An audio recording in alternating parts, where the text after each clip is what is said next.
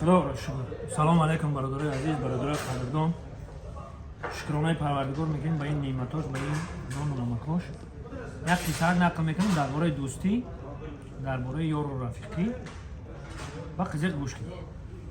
انا